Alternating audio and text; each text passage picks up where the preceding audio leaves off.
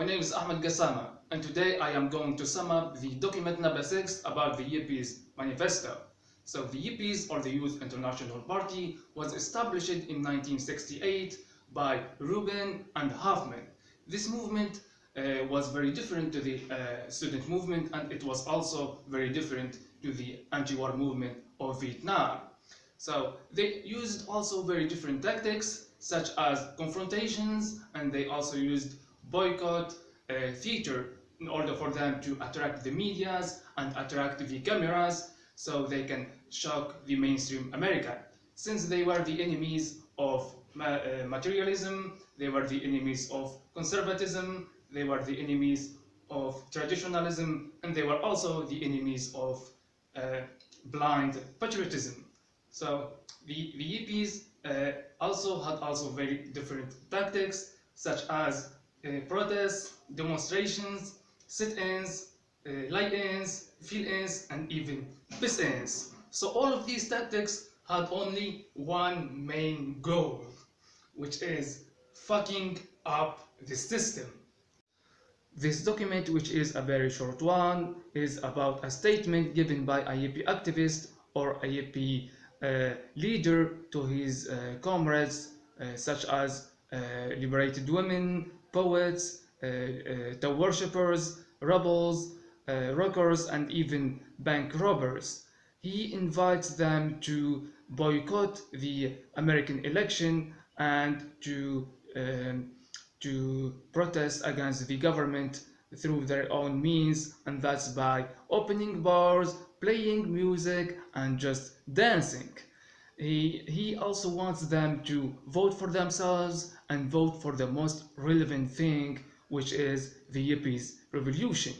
He proposes also to place American flags on houses so that the voters cannot know where the polling places are.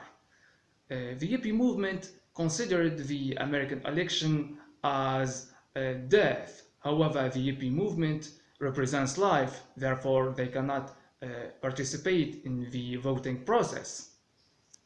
So in order for the Yippies to fuck up the system, nobody must go to work, nobody must go to school, and nobody must go to vote.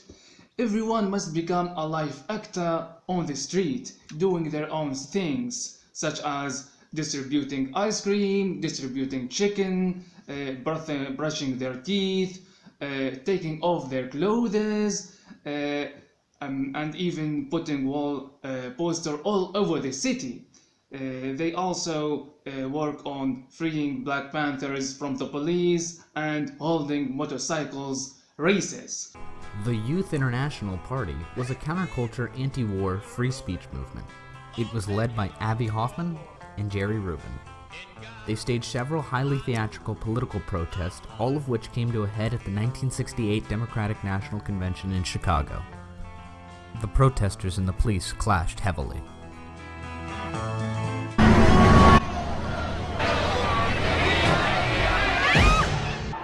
This resulted in police brutality and riots across the city, all of which was broadcast nationally for everyone to see. It is, in other words, a symphony of life in a day of death. So this opposition will pay tribute to anarchists, to runaways, to rioters and snipers, and it will exorcise politicians, generals, popes, businessmen, FBI, and all of these symbols of corruption. To make fun of the candidates for presidency, the Yippies introduced Pegasus, which is a pig.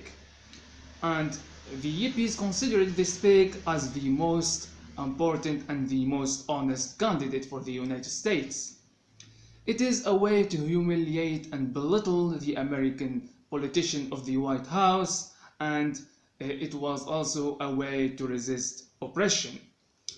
To conclude, the Yippies were a rebellious movement who fought against an unjust system. Finally, I would like to Thank you for your attention, and for more information I invite you to like my video and especially to subscribe.